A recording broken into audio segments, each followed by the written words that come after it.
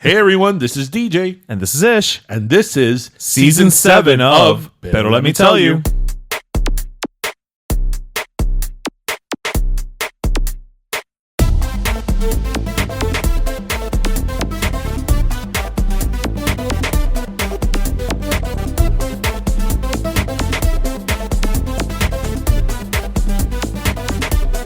It's not going to make any more sense if I say it again.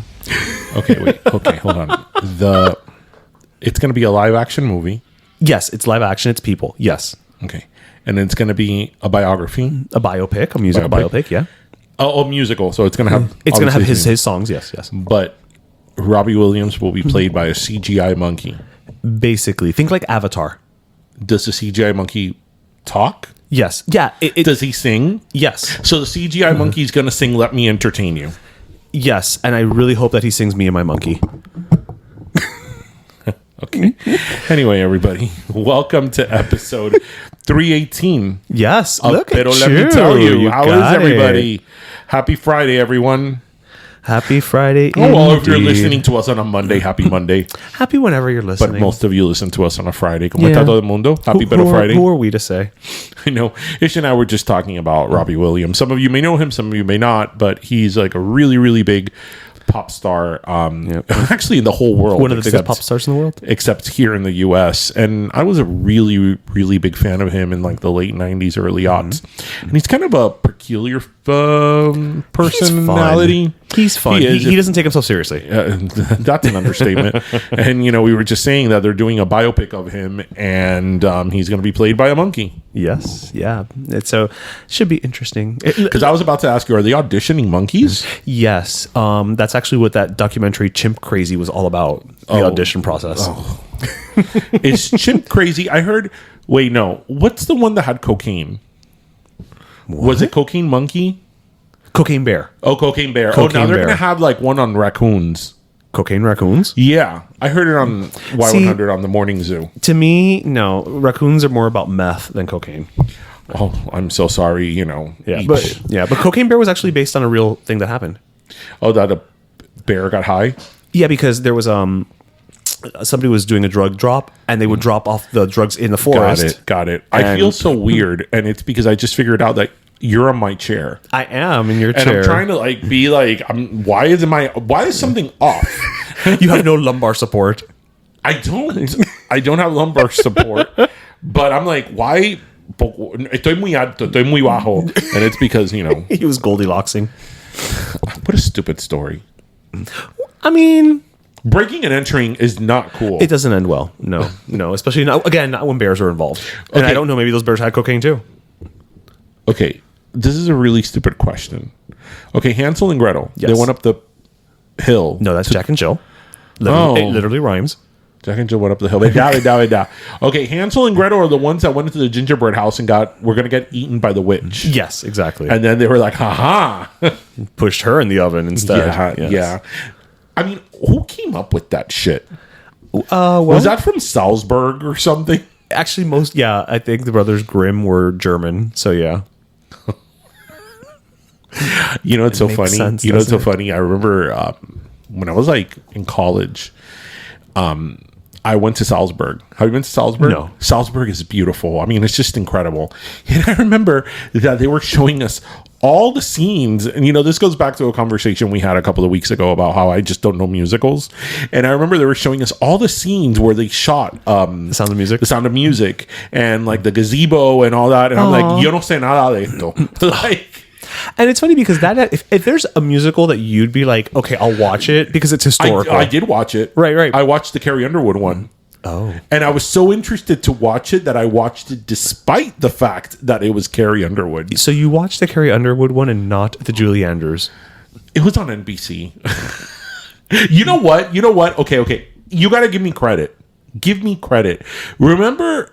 I don't know. It was like from 2011 to like 2015 or 16 that NBC did during Christmas. The live musicals. Those live musicals. I saw all of them. Did you really? I did. So you saw Peter Pan. You saw The Wiz. I saw Hairspray. No, I didn't see Hairspray. I could only go so far.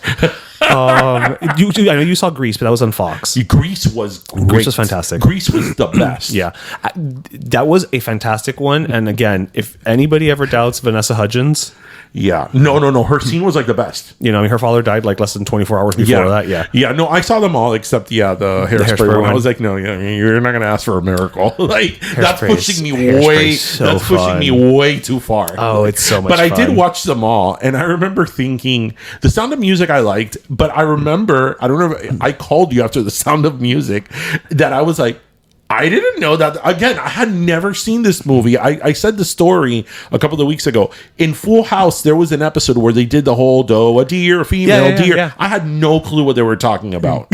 No clue. You thought they made it up. I realized that it was but- something. Right. And I had always heard of The Sound of Music, but I didn't know what it was. And don't you remember that I called you after I saw the one on NBC and I was like, The Sound of Music has to do with the Nazis? Like yeah. I remember I got up to go to the bathroom, and when I come back, I see swastikas. Like, what the hell was this? On primetime NBC. On primetime NBC. And Carrie Underwood is there. And then, but you know what though? When I did watch The Sound of Music and here we are talking about musicals again, but let me tell you, for someone who doesn't watch them. Yeah, for someone who doesn't watch them. When I did watch The Sound of Music that day, I'm like, oh, this song is from here? Oh, that song is from here? Yeah. Like, I didn't realize how many songs in the cultural zeitgeist, if you will. Yeah. I didn't know those are a few of my favorite things. Yeah. I used to sing that song in school. I didn't know that was from The Sound of Music. Yeah. That's also become, for some reason, that's a Christmas song. Yeah. And I don't know why. I could see it. Yeah, but it has nothing to do with Christmas. And what's that other song? What's the headache going on with Maria? Or How do you solve a problem called Eso Maria? mismo, eso mismo. You take two Motrins. I don't think she's a headache. I mean, I'm sure causa dolor de cabeza, pero... Yeah. The one that was super boring. Peter Pan. I remember was like, why are we spending 20 minutes with a damn alligator? Like, Yeah. I will say that's my least favorite musical, but I loved the version that they did recently at the Arts Center. Like, I believe that those children are out there flying. Yeah. The way that they did that scene when they take off flying, I was like, oh, we're going to Neverland right now. Yeah. Like, it really looked... Yeah, Peter Pan is one of these things that I love what Peter Pan represents. I love the whole thing that you never grow up and all that. Right. But I can't stand the movie. I can't. Is it because he does the pose? That is one of the funniest things you've ever done. Like, listeners, this was one of those you had to be there. We were years ago. This was 20 years ago, yeah. 20 years ago. We were in that World of Disney store in the Magic Kingdom. That's like the size of 3 zip codes put together. And he comes wearing that little Peter Pan hat, and then he sort of does that pose that Peter Pan does. That he puts his like his chest out and yeah. And he like, igualito. I remember we all burst into laughter because it was so like all of a sudden, right? Yep. You were just like Peter Pan, and I'm like, what? You know that World of Disney store in downtown Disney, or excuse me, Disney Springs. Disney Springs, yes. You know that. It's just too much. Yeah. It's too much. Like when I go there, I get very overwhelmed. Like, listeners, you know what I'm talking about? After a while, I stopped seeing things. And then the thing is that I feel that downtown Disney, and yes, I'm going to keep calling it downtown Disney. Yeah. Listen, we still call it Joe Robbie. Gets more it just is always so full, because I remember that, some years back, it was full, but it was like you could walk through it. It was it wasn't un molote de gente. No, but now downtown Disney gets as packed as like the theme park in its prime, moment. Yeah. And the World of Disney store in particular gets so packed, and just navigating through the store, it's like, excuse me, Yeah. And it's so much. It's just too much. It's a lot. It's too much. Yeah. And then you see something you like, and then you're like, okay. And then you see something else you like, and it's like, okay, well, I'm not going to buy that too. And, it's like consumerism at its peak. That is for damn sure. Yeah. After a while, I stopped taking things in. You know what I mean? It just becomes like a sea of Disney branded stuff. Yeah. It's just years. Yeah. It's just... I remember some years ago, which I thought this was so clever, and I don't know why I didn't take pictures of it, because I take pictures of everything. It was like those big shirts like girls wear to go to bed. Okay, like a dressing gown, nightgown type of thing. Not a gown, but like a big shirt, Yeah. right? And it was of the Disney villains, but like they're misunderstood versions. Like Maleficent was like, I love crows. Aww. The evil queen probably just likes to bake.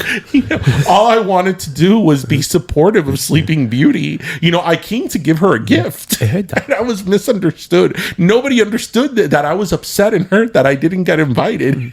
And then like the mother in Cinderella was like, I love cats. Lady Tremaine. I love cats. I just wanted to give Cinderella a home. Sí, Yeah, mismo se lo cree. But it was so funny. Like I was like very, very clever. Excuse me. Very clever. But yeah, no, it's in downtown Disney, there's how so listeners, we've talked about it here in the show. I don't know if this happens to any of you, but with me, whenever I go to a restaurant or anywhere to eat and there's something that I like, it will be off the menu. Like for sure. Yes, I think we've talked about this before on the show. Like it does not fail. If I go to a restaurant and there's a certain entree or dish or appetizer or whatever that I love, and I go back and I have it, and I go back and I have it again, and that's what I love, it will go off the menu for sure. Yeah. So in downtown Disney, they have a poutine spot. That's right. Yes. That has all a bunch of different poutines.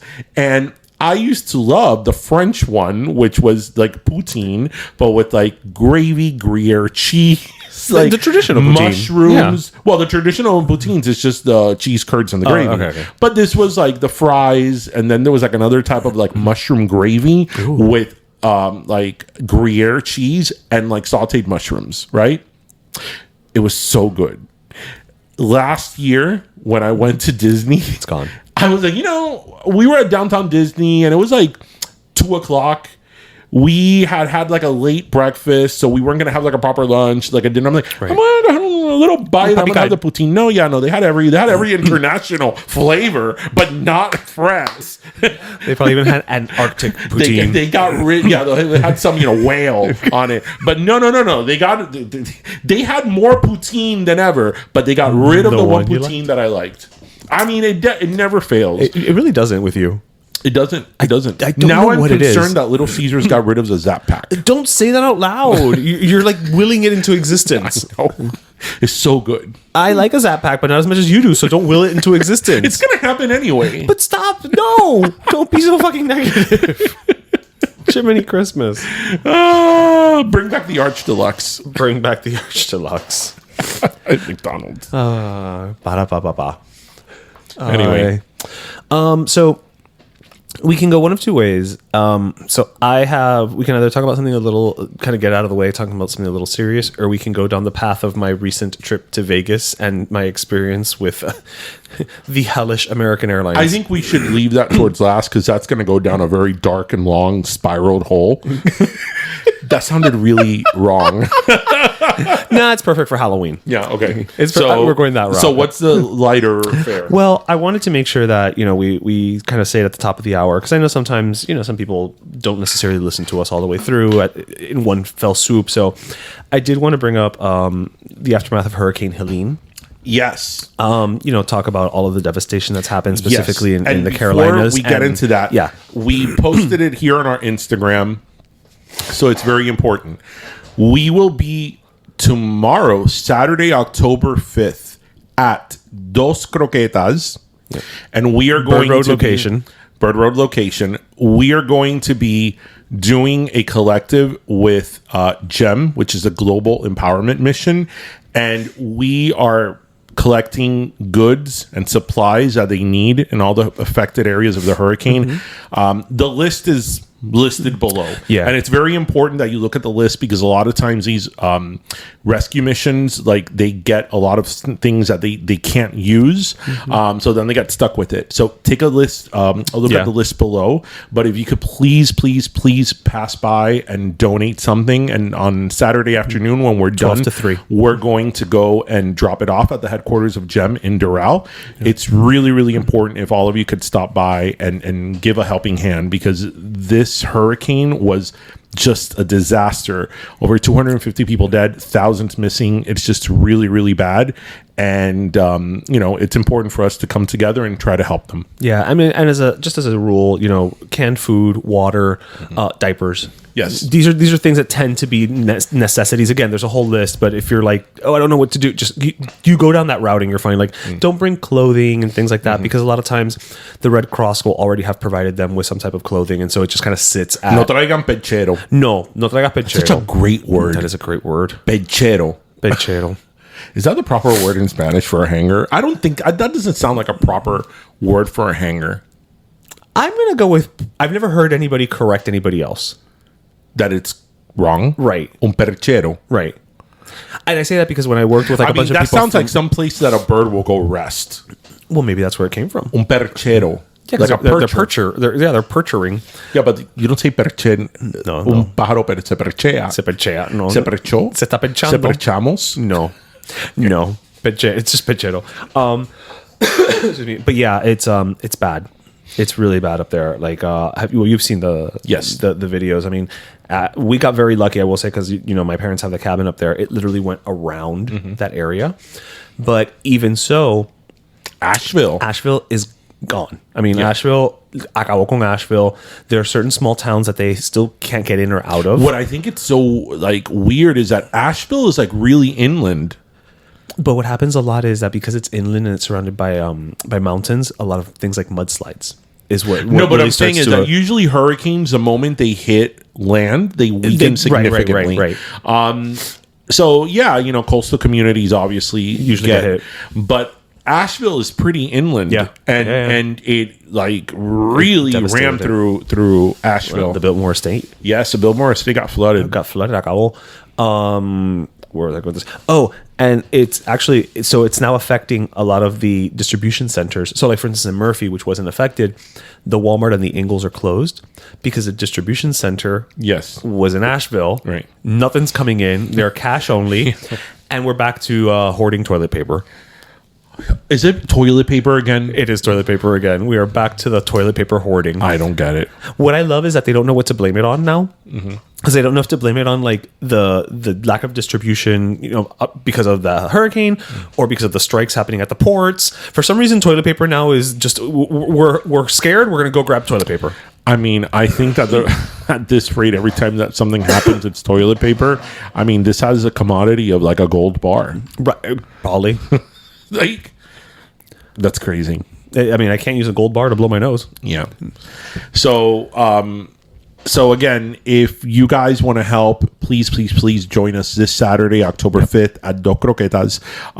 The info is down below as well as the list of what's really, really needed. We're working again with the Global Empowerment Mission, which is GEM, and we're just collecting goods and supplies for the people who've been affected and the victims of Hurricane Helene. It's really, really awful out there, and people really, really need our help. So it's important that we come together and try to bring something, whatever you have, whatever you could contribute to the victims of the hurricane. And I have to say, Pero Primos, the last time that we did one of these for Hurricane Ian, that hit the west coast of Florida, every one of you came through and showed up and really made a difference. So it almost was like a no-brainer that we would do it again, because we know we can count on you guys to help us help the community out. And so, but I have to tell you that in advance. The thing with this hurricane was, because I feel that with Hurricane Ian a couple of years ago when it to hit Fort Myers and Naples and all that. Like, you saw the devastation immediately. Right. They got blown. Like, there was nothing there. But I feel that this hurricane, the response insofar as the media has been a little bit different, because obviously we saw the footage of when it first happened and all that. But I think it was like days after that you really started to see the devastation and how widespread it was. Because it started in Florida. It started in Florida, went through Georgia, and then it hit the Carolinas. Like, that's not, again, usually hurricanes don't hit 4 states. It was fast. Yes, with that intensity. Because the moment they hit land, they start slowing down. But this was really different. Again, another unprecedented. Yeah. I'm tired of unprecedented things. Me too. Do you have a light subject?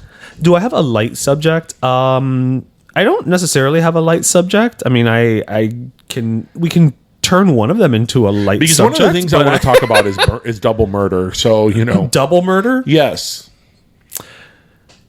I mean, okay. I think I know which one. I think I know where you're going now because I'm like, wait, who? Double. So something I wanted. I mean, we can go with that. That's heavy, but not mention.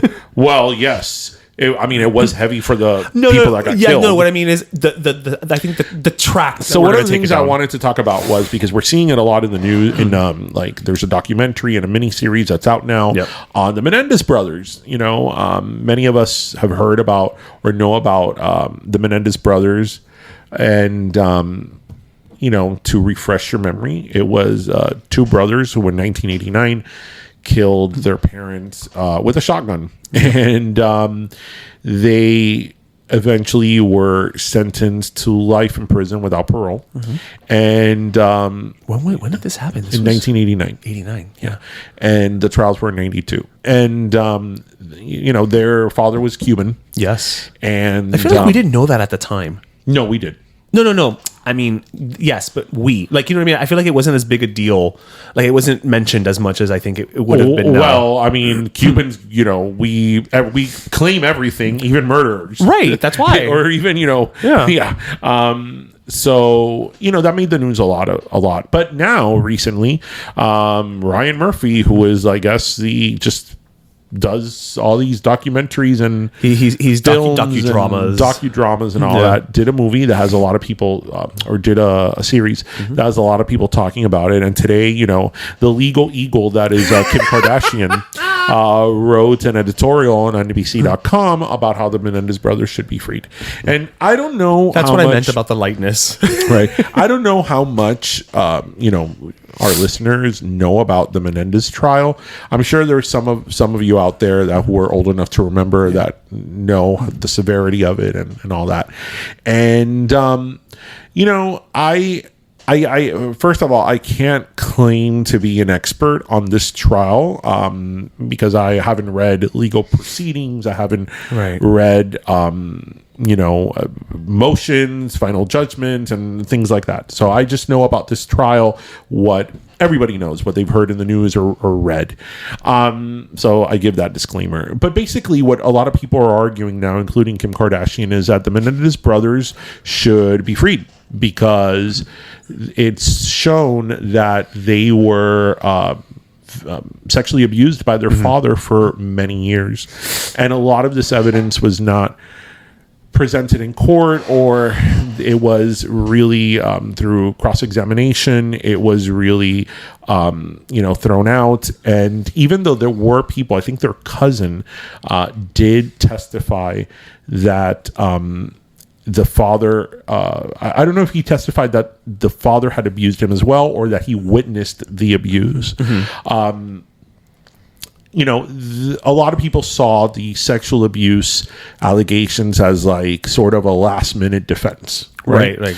And now, there's a movement to say that, if the jury would have really known the extent of the sexual abuse, would the trial had a different turnout. And, again, I haven't read the legal proceedings on this. Right. I don't know the procedural history or the case law on this matter.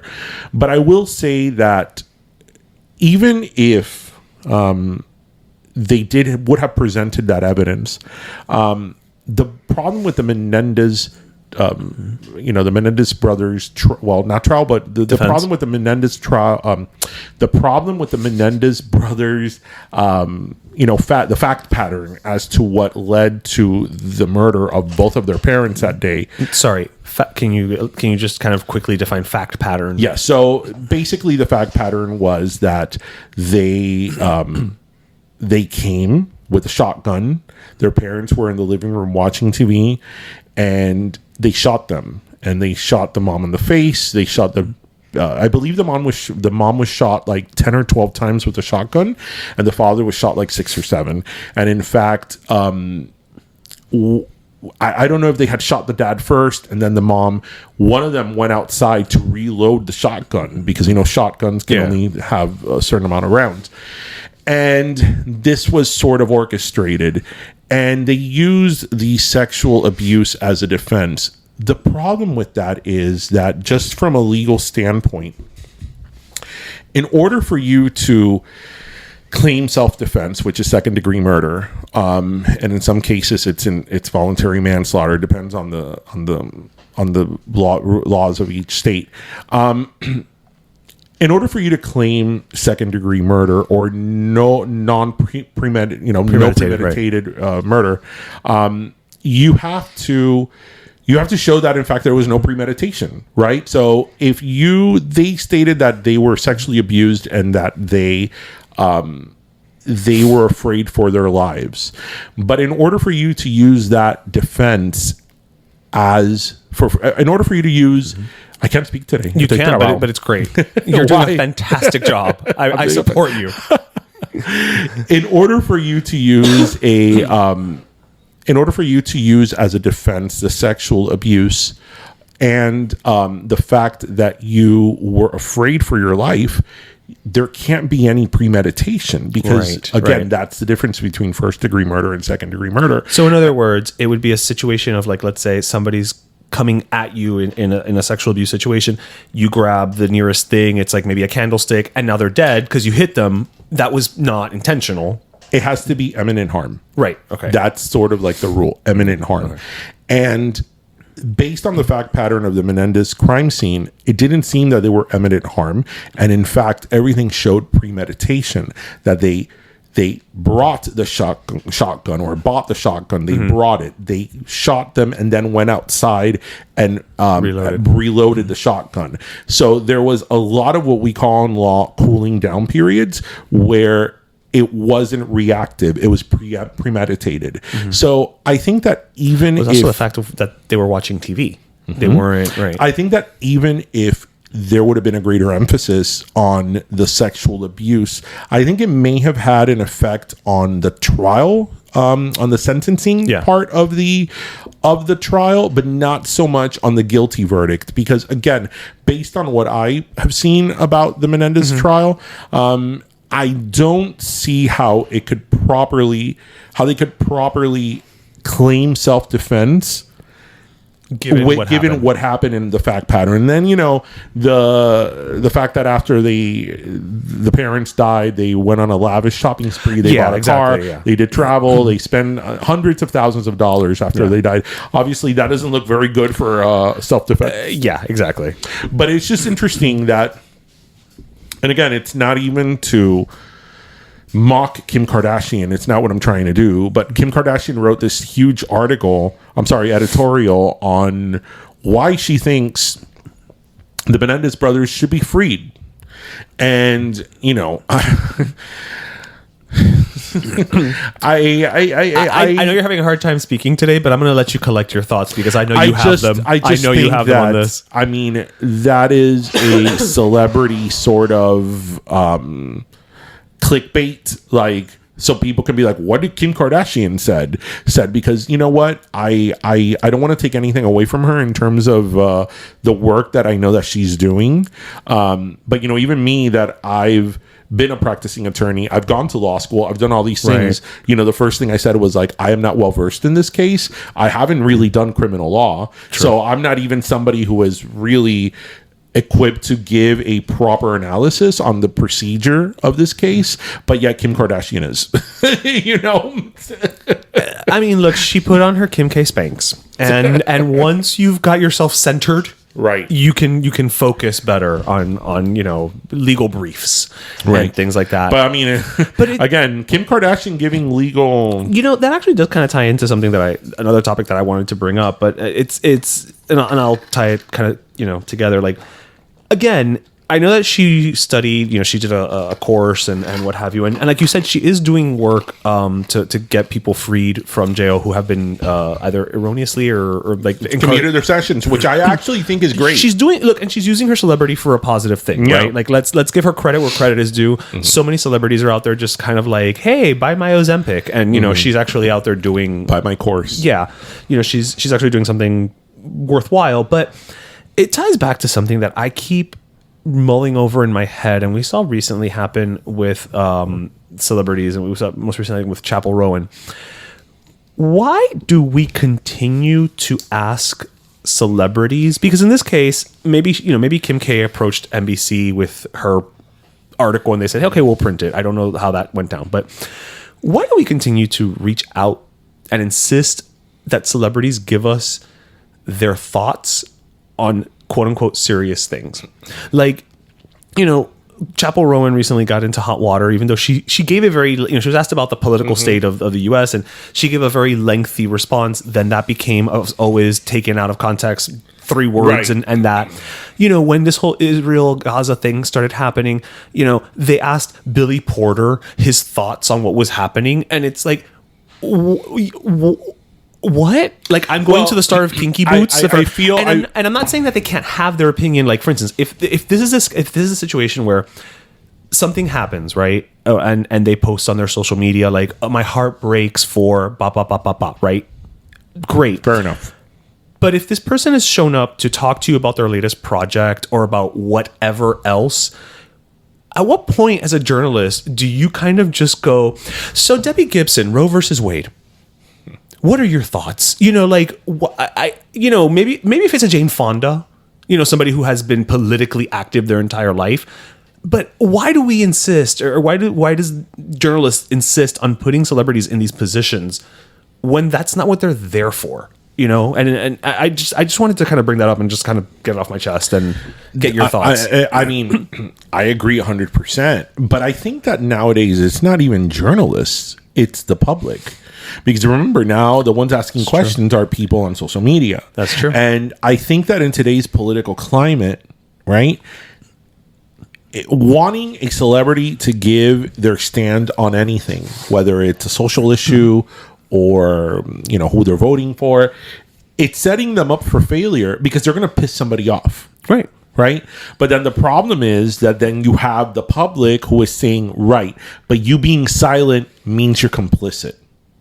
And I've always had a really big problem with that. And this is coming from somebody who's like very politically active. Right. As I've said, I'm a professional protester, yo me meto afuera, with banners and posters and, down with the system, Yeah. But I also understand that is not for everyone, right. And not everybody feels comfortable putting themselves in the middle of a controversy, especially nowadays, right? That people will go off on social media. And the whole thing with Chapel Roan, I feel bad for her specifically because she's at the very beginning of her career, and then she was being criticized for the fact that she responded to the original TikTok that she made, where she was being critical of both parties, that she responded and she was upset. I'm like, well, yeah, of course she's going to be upset because you've like dragged her through the mud over something that she never asked to be a part of. Right. Yeah. And when she said that she was, she was holding both parties accountable and she was critical of both parties, you then gave her shit. Yeah. And then when she posted her response and she was upset, you still gave her shit. About being so upset, there's nothing that she could say that you're going to be like, oh, okay, thank you, and then move on to the next. I mean, I think it's setting them up for failure. I remember.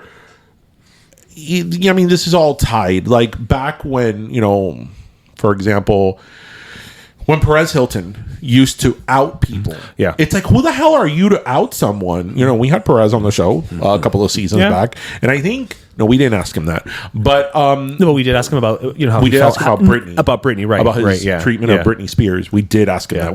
We asked those hard questions. Yes, we were nice about it, but we asked. We did. Yeah. And I remember that didn't he out Lance Bass? He outed Lance Bass because Lance at the time, and I hate that I remember this, Lance was dating some guy who was on like Amazing Race, and then that guy was like an airplane fighter pilot or whatever. Yes, he outed Lance Bass. And it's like, who the hell are you to out someone? And even if somebody is a celebrity, if they don't want to be publicly open about their sexuality, that is their that is their prerogative. It's not their job to carry the whole plight of a community on their shoulders. Right. Whether it's about coming out, whether it's up a political stance, there are plenty of straight celebrities who have private lives too. Yeah, no. But to your point, like it's not about, and that's like saying every female public figure who's not a feminist and protesting for women's Right, rights, you know, is for the patriarchy. It's like, come on, like you set these standards of people that are just unrealistic. And you know what? Some people that are public figures want to go do their work, do their job, do whether they're a singer, an actress, whatever, want to go do their job and go home to their family or their friends. Like, I mean, it's madness. It is. It's absolute. Que freaking locura. It's just crazy. And I hadn't even thought about it. Back in the Siempre en Domingo days, I never heard Raúl Velasco or Don Francisco. No, never. No one ever. Can you imagine if Don Francisco would have been like, Selena, ¿tú crees en el aborto? Ana Gabriel, ¿tú crees que las personas, bueno, en that time would have been homosexuales? ¿Tú crees que las personas homosexuales se deben de casar? Los bookies. I personally would have loved... El Buki. We all know el Buki. ¿Cómo se llama él? Marco Antonio Solís. Marco Antonio Solís. ¿Qué tú crees sobre la frontera en los Estados Unidos?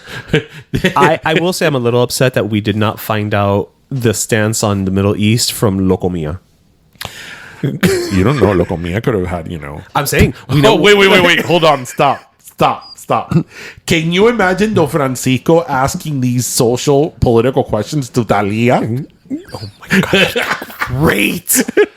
Oh, I want to stage this so it could happen. I want this to happen. Ay, no, Mario. She would have called him Mario. Ay, Mario, es que yo creo en la paz para todo el mundo, Mario. Es que la paz es cool, you know? Yo amo a todo el mundo. Yo amo a los palestinos, a los judíos. Ay, sí, Star of David. El Jónica. Yo amo a todo el mundo, Mario. Ahora compren mis zapatos, mis carteras, vean mis novelas y compren mi nuevo CD.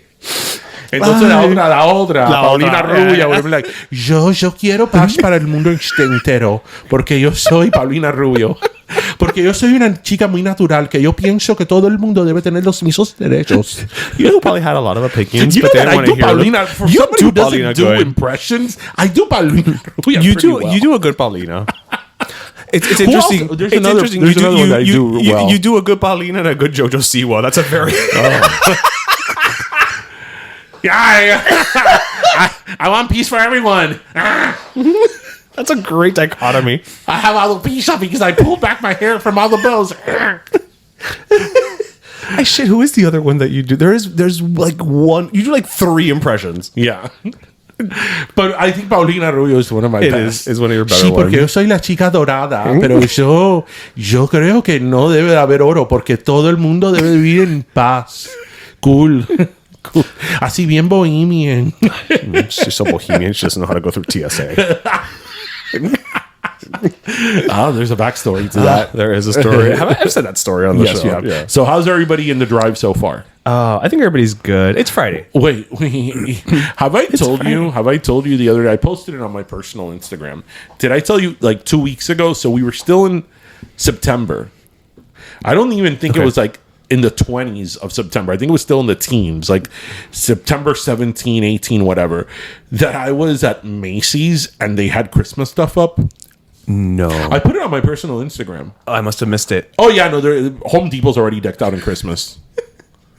You know, I see it. This is our 7th season. I see it every year, messing around, but I'm not kidding. Right, yeah. I'm not kidding. There will be Christmas in July. Oh, yeah. You know, because what says the summer more than the stars and stripes and a Christmas tree? Just wrap the tree in the stars and the stripes. Yeah. You could have that star Noel sign in red, white, and blue. Exactly. Noel, here come the fireworks. I was like, wait, what's happening? What's he singing? I was very lost. Ahorita Mariah Carey's going to start singing All I Want for Christmas Is You in the summer. And that will give her an excuse to wear a Santa bikini or some shit like that. Oh, she'll do a 4th of July album. Yeah, because that's... Well, she already has a song called 4th of July, which I actually love. Okay, no, but a 4th of July album, you know, she'll sing like the Stars and Stripes or something. Yeah. No, I just think she wants to be in a Santa bikini. I mean, who amongst us? Okay. So I think the time has come. The time in this has episode come. Okay. for you to tell us about. Well, let me set up the premise. Yes, so, yes. Ish last week, as soon as we finished recording, he ran to the airport. Well, not ran, but he left very quickly because he had to be in the airport in a few hours because he was going to Las Vegas. Yes. I was going to Vegas. Yes, he was going to Vegas, and he was supposed to come back Monday. I came back Monday. I was supposed to be back in Miami by about 8 o'clock Miami time. 8 p.m. Yes. But things did not turn out that way. So one, They two, three, did go. not. They did not. So I will say this. All right. First and foremost, you guys have probably been hearing me cough a lot on this episode. It's because before I went to Vegas, I was in St. Augustine. And every time that I travel, I get like a cold. It's just what it just happens. The problem is that I got back from St. Augustine on Wednesday, then jumped on a plane on Friday. So the cold of it all has just like manifested itself. So all right, so we go. We get to the airport. We're flying on the delightful American Airlines, my new personal enemy number one. And so okay, we get there. The flight was supposed to leave at like 9:30. It didn't leave at 9:30 because it's American Airlines and they never leave on time. So 9:30 in the morning. yes, in the morning. So This is coming back. No. This is going. Okay. This is going to Vegas. Oh, no. The story begins. The tale begins before. So, okay. So we're going and we're in line and all of a sudden, we hear the whole, ladies and gentlemen, there's no more space on board the plane for your luggage. You have to check your luggage. Whatever. Fine. I roll because I understand it's a first world problem, but that's like to me the biggest inconvenience in the world is having to go to the luggage carousel afterwards to get my stupid bag. Right. Fine, whatever. Really? I hate it. Sometimes I prefer it. I hate it. Especially if it's a longer flight, because then you have to tener the carry-on ahí in your legs, Oh, that's fine. Because my little book bag, just toss it underneath the seat. It's not a big deal. So fine, whatever. I'm already like annoyed by that, but it is what it is. We check the bags. Jose and I both check the bags. Okay, fine. We get to Vegas. Mind you, there were empty bins where they could have put the bags, but that's okay, fine. So whatever. So we get to Vegas. We get our bags. Now, when we go get our bags, Jose gets his and it's fine, but they have damaged my green Vixen model Jessica Simpson carry-on bag because it is a hard case bag. I actually went with you to Europe. Which when you lent it to me to go to Italy a couple of months ago, I didn't even look at the brand. And then I'm like, he gave me a Jessica Simpson branded carry-on luggage. I mean, it got the job done. It sure did. But I'm like, mira, here I am walking around with a Jessica Simpson luggage collection. Never doubt the Jessica Simpson Vixen luggage. Yeah. It gets the job done. Y le rompieron la pata. You saw the completely picture. Off. So I get it. That wheel, I mean, it was there hanging, but like it was broken. And again, it was a hard case and it was cracked. Yeah. So I am now pissed. I'm like, really? You make me check my fucking bag and now you break my bag. Okay, great. So I go to the one guy that's standing there. I'm like, hi, you guys broke my bag. Like, where do I go report it? And he literally says, he just turns and he's like, well, you can just scan the QR code that's there and you fill out the thing, whatever. And I said, hold on a minute. You mean to tell me that aside from the fact that you people destroyed my luggage, now I have to do the work of filling out the luggage damage report? And he's like, oh, yeah. And I'm like, you people are the fucking worst. To this guy's credit, how often must he hear this? He literally turns to me and he didn't even try to like calm me down. He literally said, yeah, I hear that like 300 times a day. So like, I respect the fact. What have I always told you must be the worst job in the world? That. Working in the luggage department of an airline. Yeah. Especially now that you can't really do anything about I think it. I'd rather put chapapote on a summer day. In Las Vegas. So I'm already pissed off because now I've got my luggage is fucked up. I had to do the leg work, so to speak, of filling everything out and whatever. And I'm also like I kind of have a cold, right? So whatever. So I fill it out. We get back to the hotel. We go out that night to see a show. We come back. The next day I'm feeling kind of like, meh. They actually, to their credit, they did get back to me within 24 hours about the luggage, and they replaced. I actually got the luggage today. They sent me a new piece of luggage. Okay. It is not a Jessica Simpson Vixen model. But it's a comparable. But it's, well, I don't know about comparable, because nothing compares to the Jessica Simpson Vixen model luggage. I want that sponsorship. But it's, it's actually, they don't even ask, because they're like, do you want the 20-inch, 25, or the 29? I got the 25. I'm like, you know what? Fuck it. Let's just, you're giving it to me for free? Let's go big. Yeah. So, okay, fine, whatever.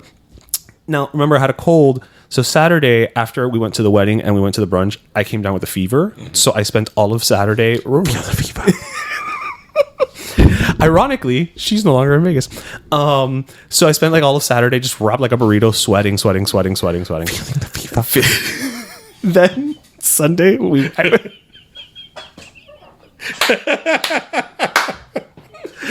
Sunday we had a pool party at the MGM Grand With the fever? Well, I was feeling better, but then you're like, fever or not, I'm going to this pool party. I'm going to this pool party. But then we went out to dinner, and again I feel the fever. Yes, I got feverish again. So I came back the Sunday night, wrapped myself up. Okay, so this episode brought to you by fever. my. Okay. So the next day, so now it's Monday, right? We wake up. I no longer have the fever. Exactly. And so we're off to the airport. Fine. I'm already, now mind you, again, my luggage is fucked up, so I can't wheel it behind me. I'm carrying the bag. You have a three-legged. I have a three-legged Vixen by Jessica Simpson. Yes. So I'm carrying the broken Vixen, and you're carrying the broken Vixen, not the broken Vixen. Yes, the broken Vixen. So I'm carrying the broken Vixen. Okay, fine. Did you still have the fever? No, I was at 97 degrees actually. Okay, baby. Yes, let me love you to the 98 degree. Yeah. I was 1 degree under being loved. Okay.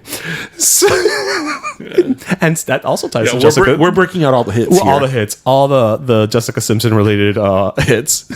Oh! There we go. Jessica Simpson bag, 98 degree song. Yes. I mean, there we go. Match made in heaven. So we check in, we get there, fine, whatever. Now, the only flight that we could get was Vegas to Phoenix, then Phoenix, Miami. But didn't you already have the flight? No, yeah, but I'm saying that was for return flight. That was the flight that we had booked because we could not find a direct flight. Okay, fine.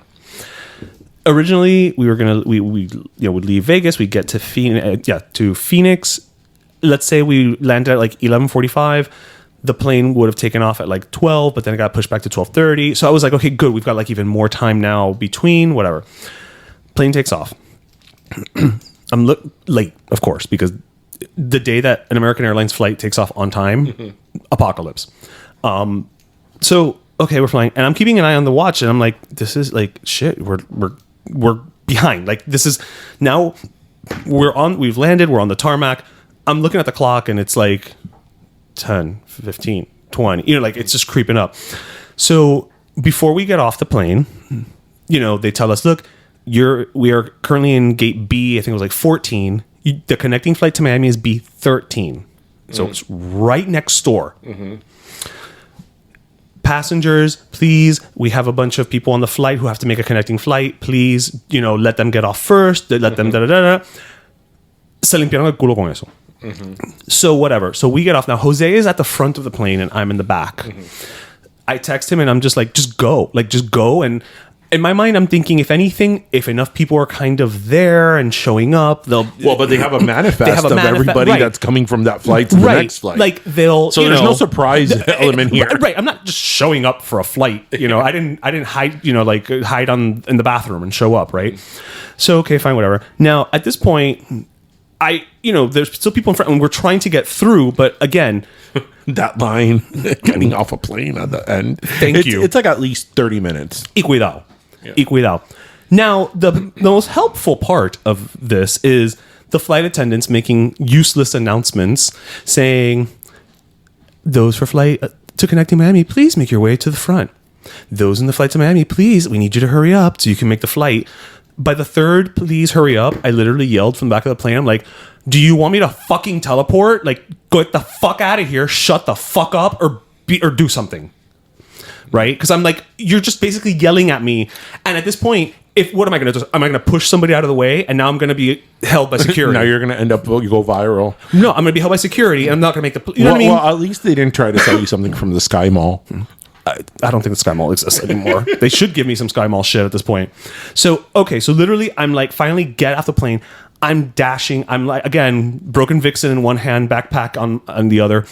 And, I'm like, okay, but it's right next door. So I literally just like, dash, make a right. Oh, okay, man. And the lady at the gate literally just says like, flight's closed. And I was like, but what do you mean? And there were other people there as well. It was a good 10 of us. Mm-hmm. I'm like, what do you mean the flight's closed? No, yeah, the flight's closed. I'm like, but I was I was right over there. I was on the plane. You guys knew it was coming. Flight's closed. Like she just had like 3 words. You know what I mean? Flight's closed. Flight's closed. At that moment, I realized the amount of restraint that I had to not finish breaking the Vixen over her head, because I literally just picked it up and I kind of slammed it down again. And I was like, you know what? Fucking A, this is fucking ridiculous. So where the fuck do I got to go now to get a flight back? Were there other people protesting? Oh, well, yeah. All 10 of them? Yeah. He's like, oh, well, if you just walk down that way, there's a customer service. Like, again, she could not be bothered to be helpful, right? Fine, whatever. So I'm standing, I'm in the line. In front of me, there's this really lovely couple. She actually had been able to get off the plane, had scanned to get on the plane, but when she realized her husband was still behind, she didn't get on. Mm-hmm. So I was like, ooh, that's going to be a fun conversation to have, because technically you're on board that plane right now, ma'am. Yes. But fine. So we get there and, they're in front of me and we're all just chatting and we're all pissed, right? We're like, we're upset. How dare they? And at this point, there's only one person at the counter, and it's Bill. Oh. And Bill looks Bill looks like he wanted to retire. Bill from Arizona. Yeah, like he wanted to retire, but he said, well, I'm just going to stay home with Marjorie. So let me just keep going into the office, you know? So then eventually another lady shows up. But so Bill was nice. So he's like, well, how can I help you? And I'm like, well, you guys made me miss my flight. You guys did not let me on a plane that you knew I was supposed to be boarding, and I need you to get me home. But did all 10 of you go to customer service collectively and be like... We didn't make a stink collectively. Okay. Because honestly, at that point, we just I think the idea was just like, we need to get home, right? So I get there and Bill's like, okay, well, let's see what we can do for you. And I'm like, Bill, I need you to be a little more angry right now. This lackadaisical comfort thing you're doing is ruining my vibe. So, he's there and he asked me to spell my name. I spell my name. Then he prints out something and I don't know what he heard because it said like Oreo Liami is what it said on that piece of paper instead of my actual name. And so I told him, I'm like, yeah, that's not my name, sir. And I was like, look here, just look at my phone. Just look at the thing. And he's like, oh, okay. And I'm like, yes, that's why yeah. So, Bill. So Bill, but Bill was helpful. So Bill gets me booked on a flight from Arizona to Charlotte. And then I will have a flight from Charlotte to Miami. Mm-hmm. Now, Bill also was very kind enough to book me on a first class flight from Charlotte to Miami. Mm-hmm. He's like, the funny thing is the way he said it, he's like, well, would you like to do first class from Charlotte to Miami? And I literally looked at him like, what's the least you can do after you book me, bump me off my damn flight? Okay, then. Bill's not going to be bothered. Yeah. Bill's very zen. Yeah. Yeah. So I'm not today, Satan. Not today. So I'm currently in gate B.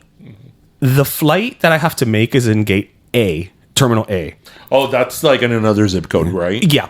So again, I now have to, grab my paper boarding passes because my digital one isn't updating. Did they put all of you in that flight? I saw the majority of people there. Yeah. So, okay. So again, I got my book bag. I got my paper boarding passes for both flights now. And I've got the broken Meanwhile, Jose was in the flight. He's on the flight. Jose left. Jose texted me. He's like, did you make it on board?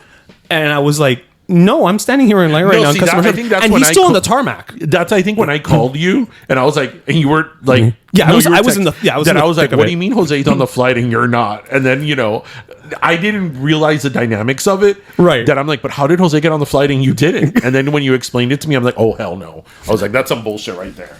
Jose was actually, I later found out, the last person to board that flight. He's like, I literally walked on board that plane. The door closed behind me. And he says that he turned around. He's like, but there's still people coming from the other flight. And they were like, oh, flight's closed. What pisses me off the most about that scenario is a couple of things. Number one, like you said, they have a manifest. Yeah. They know that myself and all these other people were on board that plane. It was an American flight transferring to an American flight. It wasn't even que tú diga, bueno, you flew on Pepito Air and then American, so I can't see their information. Right. I don't know. Also, it's not like I was boarding in Phoenix for the first flight, right? Right. That maybe I went through TSA, maybe I didn't. No, they knew who was good. They knew I was on that flight, okay? And they were late to begin with. They were late. I have been on planes, as have you, okay, where literally I've heard the PA announcement come on and say, ladies and gentlemen, we apologize for the delay. We have some people coming from a flight that's making a transfer, and we're going to wait for them so that they can make their flight home. We've heard this Especially when the plane is already there and the people are out of the plane. Right. Yeah. Right. We've heard this announcement. Right. And I was literally in the gate right next door. Right. Okay. That pisses me the fuck off. So, okay, fine. So now I'm running to gate A with the book bag, the broken Vixen, the paper boarding passes. I get there. Okay. I get there, and now all of a sudden, there's a lot of people. Mm-hmm. And I start hearing, oh, well, guys, we cannot check any more bags because due to the heat and the weight and the takeoff and it's too much weight and we can't do it. Un cuento chino de eso, like, right. that they're trying to say something, but it doesn't. They're using words that makes it sound official, but when you stop and analyze it, you're like, this doesn't connect.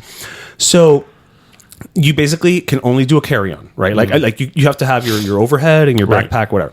So then they start saying that, well, due to the weight restrictions and the heat is, we have to make sure that we have less weight on the plane. So we're asking for people, about 15 people, if they can give up their seat. 15 people. Now, en eso, my friends from the customer service line get here. And they see, oh, we're on the same flight. Okay, great, whatever. And they're making that announcement. And the lady looks at me and she says, that's a lie. I'm like, well, I'm like, it sounds fishy to me, but what do you mean that's a lie? She says, when we were getting our flights rescheduled, rebooked for this flight, the lady who was helping us had called the gate and said, what do you mean that why are you letting me keep booking people on this flight if you're already overbooked by 20 people? So they purposely overbooked the flight, and now they're trying to sell you on due to weight and the heat and the takeoff, we need to somebody who can maybe be a nice citizen and we'll give you. It's like, you're lying to our fucking faces on top of everything else. I think American Airlines needs a strongly worded letter from you. Oh, they're getting one. I haven't drafted it yet because I'm still letting it coalesce. So finally we get on board the plane. Finally I fly to Charlotte. So I was in terminal. So 15 people gave up their flight? I'm assuming we took off. So I finally land in Charlotte. Now, when I land in Charlotte, I'm in terminal XYZ B, and I have to get to terminal D. By the time that I almost make a mad dash from one end of Charlotte to the other, they were already boarding group 5. Mm-hmm. You almost missed that. Luckily, because they had given me first class, I was group 1, so I kind of was able to circumvent it. But as I'm sitting down, I see two other, not my friends who told me the truth about the overbooking, 2 other people who I'd seen on the plane, entrando todo sofocado, and like, oh my God, we almost didn't make it. I'm like, yeah, that's some fucked up shit. That they set you up for failure. They don't give you any consideration, and then when you can't make something happen due to their incompetence, it's your fault. Right. And on top of that, just to put the capper on here, the Wi-Fi was down on the flight from Charlotte to Miami. Oh, no. Where you were first class. You could have been on first class and you're browsing. I know. So inconsiderate. And but the fact that, you're still young and can run and you're by yourself. Can you imagine if you were with somebody older? Thank you. Or if I was like with my parents, or if I'm with kids. You're not making that flight. Like there's no way, like even Tristan who's 10 can't run to the other end of the terminal, Right. that's like a major. Yeah, I mean, look, La cosas pasan, and look, I will always say, people Right, but people always okay, bitch. right, People right. always bitch about American Airlines, and I've always been the guy who's like, mira, you know what? Oh well, all airlines have their thing, blah blah blah. But this trip, for me, frankly, solidified their commitment to incompetence. right, but I think that the problem there is, yes, any flight can be delayed, any flight can be overbooked, but I think that the problem is, and I think where most people get frustrated, is that this wasn't a situation where you took your flight to Vegas and your flight back, and leaving Miami, it was delayed, and then everything else was fine. This was every step in the process, There was a problem. there was an issue. Yeah. So what that shows is that there's a greater systematic problem within the planning of the airline, right? Because again, delays happen, but when at every step there is an issue and a setback and a delay and misinformation, then it's systematic, Right. It's not you. I think that's the problem. I haven't flown American Airlines in years. I try to avoid American Airlines as much as I can. Y mira, the flight to and from St. Augustine was on American Airlines, and I was singing their praises literally 2 days before. Did you take a morning flight to St. Augustine? No, I took it was I think at noon. Yeah. Give or take, but mira, on the way back from St. Augustine, I was supposed to be on an 8 o'clock flight, and they were able to put me on a 5 o'clock flight. Mm-hmm. Again, I was already singing their praises. And where you flew to? Jacksonville. That's why. Yeah, exactly. Yeah. But coño. Again, my biggest bitch with this whole thing is for you to know that there are X amount of people on another one of your flights. Yeah, that's... And for you to basically be like, sorry, can't wait. Yeah, and it wasn't a situation Fuck where you. the flight was delayed insofar as like, okay, the plane is going to be here any minute. No, like the plane already was there and the people were walking literally to the terminal. Right. And again, I understand they can't wait for everybody, but this is different. There's a manifest there with people. They're also not known for being punctual. Yeah. They're stranding If people. an American flight leaves 15 minutes late, it's normal. You know what's so interesting is that, and again, we sound old or we make sound like bitter.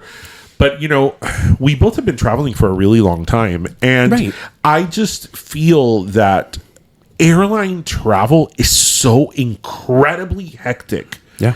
So incredibly hectic. Like now when I went to, we all went to Europe, there wasn't, thank God, anything wrong. Like none of our flights were delayed. No, nothing was canceled. Right. Everything was sort of on time and fine. But everything is so hectic. Yeah, so that we had special accommodations, but everything, still. just the whole process in the airport and everything is just so like hectic. And you would think that, 80 years into commercial travel, it would be a little bit more streamlined, No. and it's just not. No, and a big part of it, again, I'm going to sound like the old man, right? I do believe a big part of it is the automation of it. Yeah. Because eso mismo, for instance, my bag was, you saw my bag. I mean, I will put a picture of the bag if you want. Me la rompieron. I mean, it wasn't like a little, no, that shit was cracked, It was broken. scratch, It was done. Now, would I have been upset even if there was a person there to take my report? Yes. Mm-hmm. But if I have a person there, like I'm already upset. Yeah. But now somebody is going to quote unquote try to help me, right? Yeah. That does go a long way to kind of lower the temperature, in theory, right? Right. As opposed to, you broke my bag and now I have to fill out a report, Right. and I have to send you a picture, and I have to do all the fucking legwork after you made me check my I bag. just got off a flight. My phone is low on battery. Like, come on. Yeah. How about if you wouldn't have had the phone? Or how about if your phone would have been dead? Right. For no Right. battery. Right. You know that miraculously, that's only happened to me with the extent that I've traveled only once. And that was actually an overbook. That was actually leaving Rome, some years ago with my parents. The flight was overbooked. Oh, I remember this. The flight was overbooked, and we were with some friends as well, and they offered us like $1,000 in like a voucher, and I was like, $1,000? This is my vacation for next year, dale. Yeah. And actually, with that $1,000 voucher, I went to Greece the following year. Yeah. Yeah. I was like, come on. I mean, obviously, not everybody can take that, and I understand if you're with kids and you're on a time Right. constraint, you can't do that. But sometimes it's worth it. Right. Sometimes vale la pena. And I remember they gave us $1,000. We left that same day, but we left much later, and they give us like $100 voucher to spend on the airport Yeah, I guarantee per person. Again, Nobody offered me any of that. Yeah. They didn't even offer me a coffee. No. And again, it's just so I will say this: they are going to get a strongly worded letter. I'm not going to say that I'll never fly American again, if only because I do travel for work, and sometimes when you travel for work, you're kind of at the mercy of where you're going, what's available, what your company has authorized you for. But I will say this: leisure.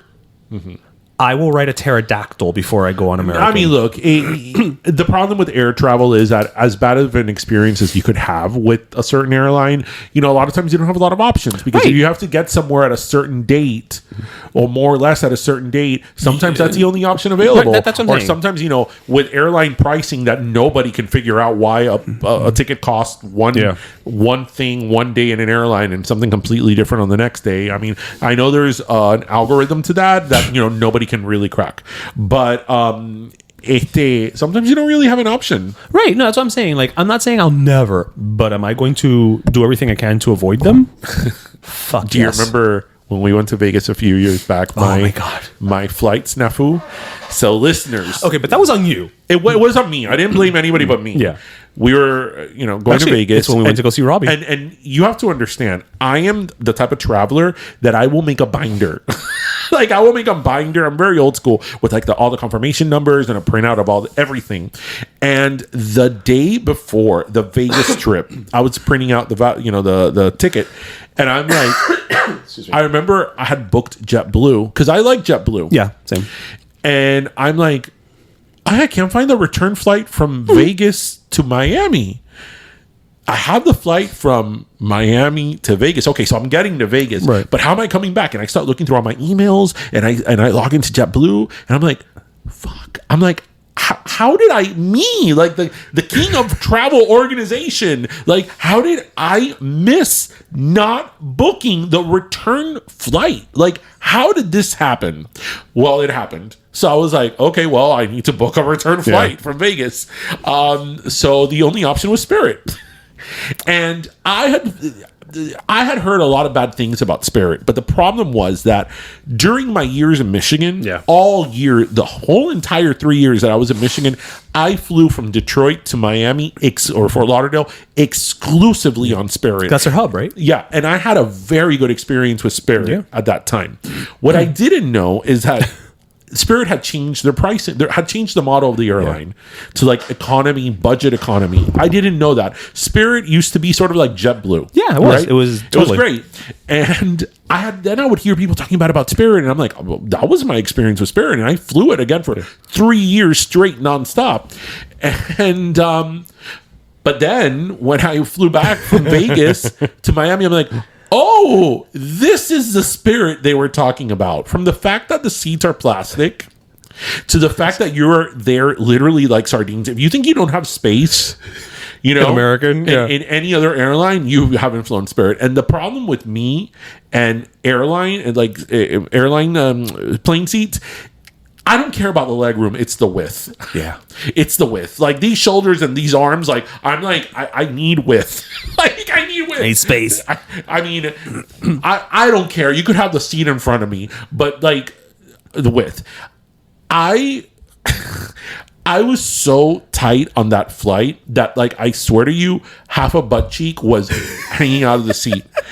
And I remember thinking, oh my God, I'm going to be like this for 5 hours, 5.5 hours. I don't fit in this seat, width-wise. I'm half of that plane didn't fit. Right. Yeah. It's not like I have that big of a booty. You know what I mean? Literally, my butt is hanging out of the seat. And I was like, okay, what am I going to do? So I don't drink, so I can't get drunk on the flight. So I remember I listened to this song of Demi Lovato and Lil Wayne, and I listened to the song for 5.5 hours on repeat so I could disorient myself. And I remember I put my hoodie on. I had my hoodie on. I need to close my eyes because I know I'm not going to fall asleep. But I could get to that stage where I'm dozing off and I'm falling asleep. And then since I was hearing the same song over and over again, I was disoriented. I didn't have a sense of time. And it worked. I think that's actually what they used to do in Abu Ghab. Yeah. So to this day now, when I hear that song, I'm conditioned. It's Pavlovian. I'm when I hear that Demi Lovato and Lil Wayne song, I'm kind of Oh, I'm like on a plane. Am I back on Spirit? But anyway, bueno, it's time. Oh, well, actually, wait. Before we go to our last soda, Yeah. so something we really want to say. That's right. So, listeners, you see this?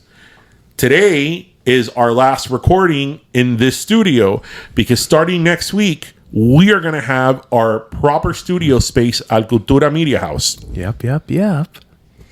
I'm kind of at a loss for words because it means that we are taking that next step, of finally being able to give you guys that video podcast experience that we always wanted to bring to you. Partnering with Cultura Media House, Cultura Talks. We're going to be on their Cultura channel on YouTube. So, we'll post all of that, obviously, once it goes live. It'll probably be in our links in our bio and all that good stuff. But you guys will know. Yeah, but it's going to look different. Yes, it's going to look a little bit different. Today's our last day filming in here in this studio, which is in my house, but we've turned it into a studio. And now we are going to be moving into a real, actual... Yeah, we're not going to be seeing set, BTS anymore. A real studio. Yeah, a real studio, a real set with like producers and lighting and all that. Like, it's going to be a real deal. We're going to have a producer. A real producer, not just me checking the battery on this thing. No, we're going to have a real producer and a whole team of... a whole production team. Yeah. And we are super excited for you guys to see that and hear that. Yes, so check it out. You'll see it. You'll see it. We'll promote it. Yeah. So time for our last sodas. I'll be very quick. So I'm going to give my last soda to who we're partnering this week with, which is GEM, the global global environmental mission. We've worked with GEM before. They're absolutely amazing. These people do these huge collections. They have a huge warehouse filled with goods and supplies for people, and they put them on semis and they go to the middle of wherever areas the devastation is. And I mean, it's really sort of that whole running into the problem when everybody's running out of it. That is just incredible. And again, we're going to be working with them in this weekend, with the whole thing with the Hurricane Helene. So please come, as we said earlier on the show, to donate some goods that we have listed on the page for the victims of Hurricane Helene this Saturday, October 5th at Dos Croquetas. Yeah. Starting at 12. So my last soda, I'm actually just going to give it to... It's a quote. So as I mentioned, in Vegas last weekend, went to go see Drag Race Live, which was interesting because they have some footage of old episodes, and Jason Carter, who's been on our show, is in that footage. So it was kind of fun to watch him, knowing him and all that. But there was something that they said during the show. It was a quote, and I wrote it down. This is like my last soda, and the quote was, "The most powerful thing you can do is become the image of your own imagination." Oh, wow. And I just thought that was so beautiful, and it's just so powerful. And I think especially, here we are in the midst of Hispanic Heritage Month, it's don't ever let yourself feel limited. The most powerful thing you can do is become the image of your own imagination. It's just like how you see yourself is how you should try to live your life. And I think that's such a powerful message. Sometimes that's easier said than done. I know. Sometimes, we're a little overwhelmed, but it is true. It's a good message. Message to guide you by. Yeah, that's a good one. Yeah. That's a good one. Did RuPaul say that? Probably. Yeah, RuPaul and the words of wisdom. Well, I mean, one of the great philosophers of our time. RuPaul. Yeah. Anyway, everybody, we hope you listened, laughed, and learned. And as always, remember to grab your pastelito, your croqueta, and your cafecito. Thank you so much for joining us, everyone. See you next week in our new studio. Yes, cuídense, mi gente. Bye.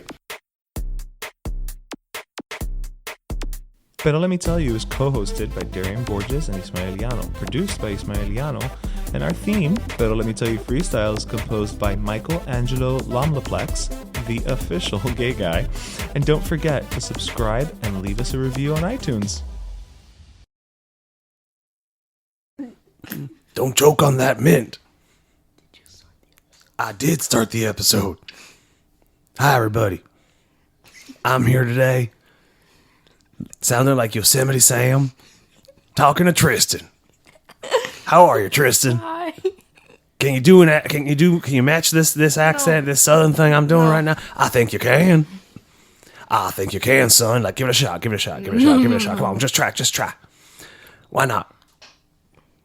Nodding your head, they can't hear a nodding of a head. You gotta speak. You should know this as many times as you've been on the show. No. No, you're not gonna try it. All right, fine. All right, everybody. So, as you may have heard by now, on the other part of the episode, the earlier part of the episode, starting next week, we're going to be filming the show at our new studio as part of Cultura Talks. So, we definitely wanted to have. You'll be back eventually at some point, but because it's somewhere else instead of being here in what was once your playroom, our original studio. Had to have Tristan back on one time before heading off to the new studio. So Thank you for coming back, sir. Hi, hello. Thank you for coming back. All right, so it's me, the I forgot how it goes. The myth, the man, the legend. There you go. Yeah, or the man, the myth, the legend. Oh. Yeah, the man, the myth, the legend. Yeah. Well, yes, the man, the myth, the legend. It's Tristan. Tony Hawk. Tony Hawk is here. Wow, where is he? Is he in the closet? Is he underneath a blanket? Because listen, Tony Hawk is here. Like, let's all chat with Tony Hawk. But no, so as I say every time you come on, you're the one who's been on the show the most, aside from me and your dad. And now that we're going to another studio, we're growing, we're going to another place, and all of that. What has been your favorite memory of being on this show? Like, what's something when you think back? Because you have a really good memory. That's why I asked that question. If you asked me that question, I would be like, oh, I don't know. A day is 23.96 days. Or hours. Not days. Not 24? No, 23.96. And in about 50 million years, it's going to be like 23 hours. Oh, okay, cool. But aside from that, what's been your favorite moment being on the show that you can recall? Episode 45, the first time I was ever on the podcast. That was the first time? I think. Wow. I think it was in the 40s or 50s. I don't know. I forgot. And now we're in the 300s. That. Just put it in that perspective, right? Damn, that's a long time ago. Wow. As you sit here chewing your bubble gum in everyone's ear. Wow. Yeah, 45. So that means, that was 7 years ago. And you're going to be 11 now in December. That was 6 years ago, not 7. So six. So you were about 4? 4. Yeah. 4. 6 years ago. You were about 4. Yeah. You were a teeny tiny little boy. And you were on the show. What? And you were talking like a little boy talks. And now you're a 10-year-old. You're going to be 11. Soon you're going to be off to middle school. And then you're going to graduate and get married and make me feel old by having children. I have scurvy. Do you now? Then we should get you some orange juice. The only thing that fights scurvy is, not the only thing. I'm sure there's more modern medicine now. But vitamin C. Vitamin C is known. That's why all the pirates used to have lots of I don't have scurvy. I'm joking. Citrus. Scurvy is my favorite old time disease. Speaking of pirates, I'm on episode 942 of One Piece. Oh, that's right. How is that going along? Good. How many more do you have left after that? There's 1,122 episodes. I don't know. You're gonna do that. See, I thought you were actually going to do the math, and I was like, because I know you can, because you're very big on numbers person. But then you were like, I just don't want to. 180 episodes left. I have 180. See, there you go. That's nothing, really. At the end of the day, that's what, a month of watching, more or less. Okay. Give or take. Maybe 3 weeks. Maybe a month. But I was saying you can crank that out in a month easily. My goal is to finish One Piece before Halloween. Well, TikTok. It's almost here. I know. Halloween. So did you settle on a costume finally? Yeah, I got the second hat. You got the second hat, so you have a hat on a hat. Yeah. They're gonna let you wear that to school. Yeah. Okay, no, because I know sometimes schools get a little wonky with what they allow and don't allow, right? My school's so strict. Is it really? I can't even wear a face mask. Oh no, that's most schools, I think. Oh really? Yeah. Most schools, even I think, not so much when I was in school in elementary school, but really, yeah. I need to wear a face mask for my costume, but it's not really a face mask. It's glasses and an old man beard. Oh, but that's right. That's not really a mask. Because glasses. I mean, I'm wearing glasses. Just strict like that. But so you can't wear those. Yeah, but it's sunglasses, not just normal glasses. Oh, so they're not going to let you wear that part of your costume. Mm-mm. Boo! Not even the beard. Oh, boo. Come on, school. It's just a friggin' beard. Some of your teachers, I'm sure, have beards. Teachers. I have one boy. Well, I mean, teachers at Or the school. male. I mean, I'm sure there are teachers at the school Yeah. who have beards. All the boys do. Not all the boys. All the male teachers. All of them have facial hair? Yeah. Oh, wow. Okay. Some people can't grow facial hair. Well, they can, but it looks weird. Because some people grow it like in patches, and it looks like they have mange. One of them even has a mustache. Oh, well, like a handlebar, like a little mustache, like he can twirl at the ends. About. Cool. Old-timey mustaches are fun. Does it make you look like you're from 1922? No. No, they don't. Not this guy. No, just makes him look like he's He looks like from modern day. from modern day, just with an Yeah. old-time mustache. Okay, all right, that's fair. So okay, wait. So I know that, like I said, this is going to be the last time we record in this particular studio. Has your dad shown you pictures of the new studio? What that one's going to look like? Like Yeah. videos or He pictures? showed me the Instagram video. Oh, he showed you the Insta. Okay, cool. What do you think? What do you think of what you've seen? Yeah. You think, yeah? I like it. Yeah, it looks really cool. I like your little introduction. Which one? Where you told us to like come in the room. It was funny. I liked it. I don't think that one. I don't think as of this episode coming out, I don't think that's come out on social yet. Oh. Yeah. So yeah. But that's a cool one. Yeah, we give like the little tour of Yeah, the it's studio. Yeah. Yeah. Well, you got to invite people into your home. You know, make them feel warm and welcomed. You know. I'm just watching you with that gum.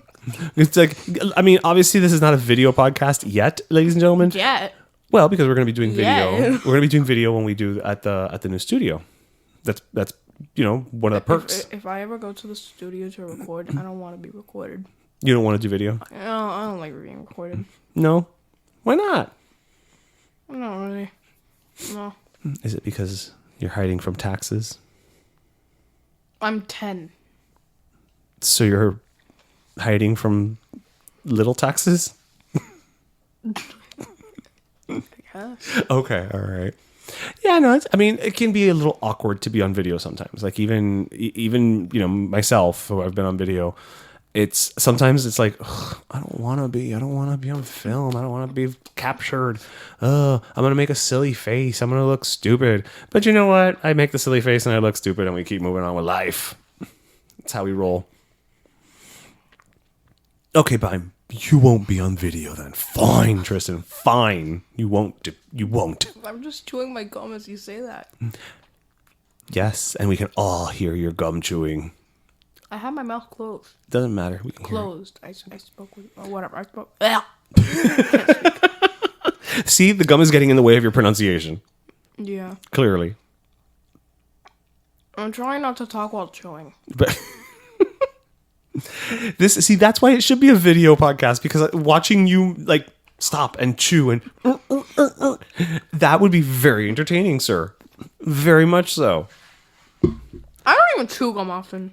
I don't like chewing gum. I'm not a gum person. I don't know No. why I'm chewing gum right now. I don't like gum either. I like mints, but I don't like gum.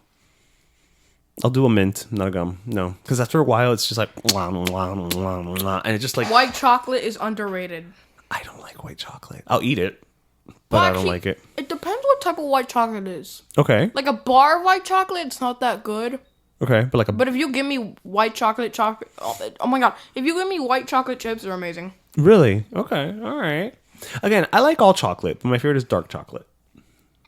But at your age, I didn't like dark chocolate, so it's something I think you grow into. I have mixed feelings about dark chocolate. Do you share with us your mixed feelings about dark chocolate?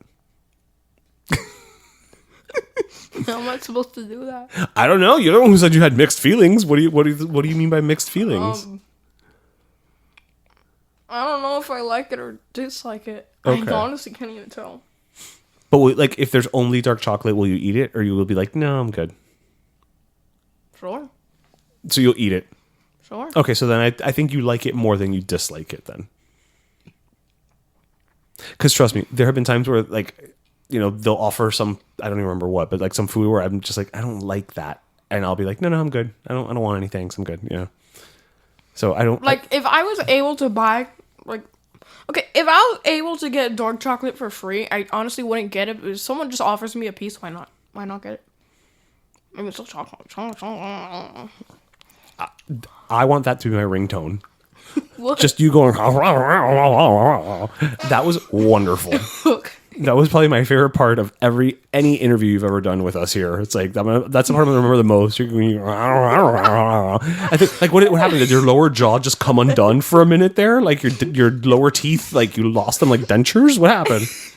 I was mumbling in a weird way. No, I know you were. Yes, I was here for it. I heard that. Yes, but that's why I'm asking. Like, what happened to you? Mumble like that. No, but it was great. It's my favorite part of the episode. Does my voice sound off? No, why? Do you feel like it sounds off? Is it because of the gum chewing? When I laugh, it sounds so. Okay. I'm speaking so many different voices. Like when I have the gum in my way, I speak differently. When I don't have the gum in my way, I speak normally. When I talk like this, I speak like differently. Yep. And then you can talk like this too and be all southern. And if I talk while laughing like this, there you go. But Exactly. that's the beauty of the human condition. Condition.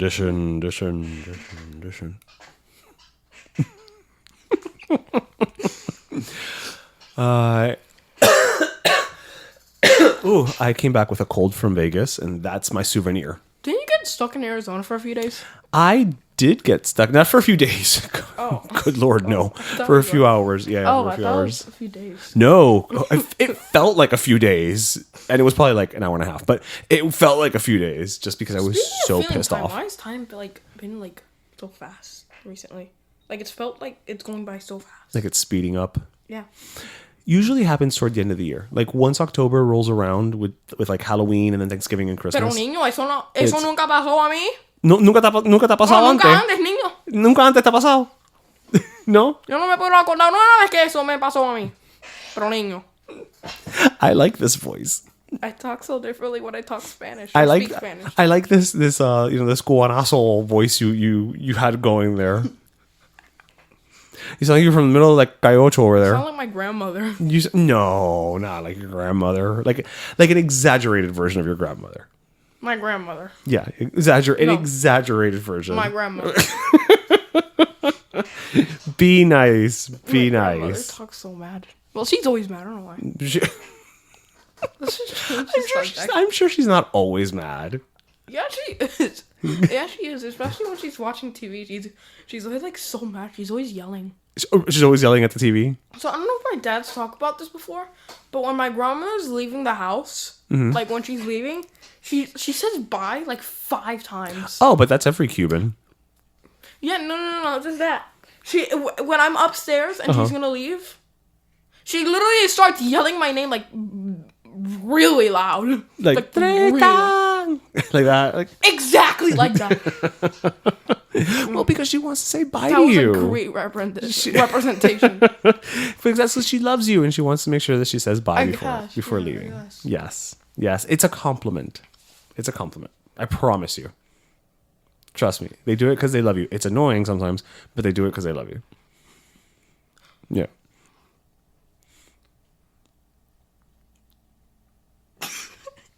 I was gonna wait. I'm like, let's see how long we can do this. But laughing at the dead silence. I know that's why I was like. But then it got very awkward, and I was like, oh no, I need to fill the silence because this is an audio medium. People are gonna be like, is my phone working? Is what happened? Everything shut off. All right, sir. Well, Wait, what? yeah, it's been Wait, what? yeah. We're heading out, sir. That's it. Already? Yes. This is not the last.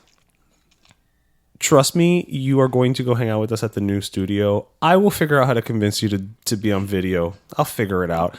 We can put, you know what we can do? We can do the video. Okay, no, here's how we'll do it. We'll do the video, but we'll wear, like, you know, you can't wear the glasses and the beard to school, but you can wear it for the video. Yeah. And and bring something for me too. And yeah, and then we'll just do that, and we'll just do that weird mumble thing for like an hour. Yeah. You should do an episode that's like even longer, and I'm talking with you for like an hour. For an hour?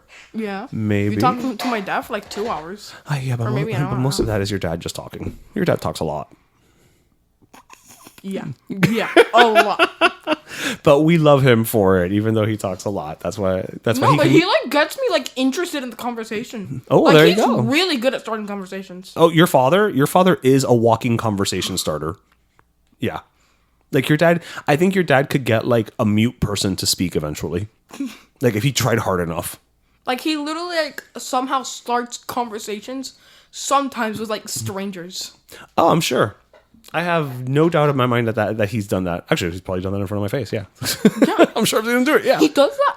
Well, I'm not gonna say he does that a lot. I don't think he really does that a lot. But it's crazy how he just starts conversations and like gets you invested in it. I know, he pulls you in. And then you can't get out. But it's okay because you're having fun. Oh, you know that second anime I was watching, Jujutsu Kaisen? Oh yeah, I finished it. You finished that one? Damn. No, it only has like 50 episodes. Oh, well then compared to like the 3,000 episodes of... 1,122. That's what I mean, more One Piece. 1,127 chapters. Jiminy Christmas. All right. Bueno, Tristan, the next time we chat on this show, it will be in the other studio. We'll figure out how to get you on camera. Maybe we put masks on, both of us, and we'll do it that way. I have scurvy. Well... That pirate accent was so bad. Okay, try it again. I'm not. Aye, matey, you have scurvy, do you? Has the scurvy affected your ability to talk? You're talking gibberish. I'm gonna stop the mumbling. It's getting repetitive. The mumbling is fun, though. It's funny. You just have to make sure you put it out at the right intervals. Wait, do a British accent. I like when you do it. You want me to do a British accent like this? I'm assuming this is a British accent, though I'm sure there's someone out there from England or the general UK who hears me speaking like this and says, I don't know what accent you're doing, sir, but it is not British. This sounds like British, but it doesn't at the same time. Yeah, it's kind Like of a British accent. It's kind of my life story. It sounds like, but not really. All right, Bubble. Bueno, thank you for swinging by. There's no one I would rather have as actually my last guest here, because you're the last person I'm speaking to here other than your dad in this old studio. And so I'm glad it's you, my friend. All right. My. I don't know why I said it like that. Okay, bye-bye.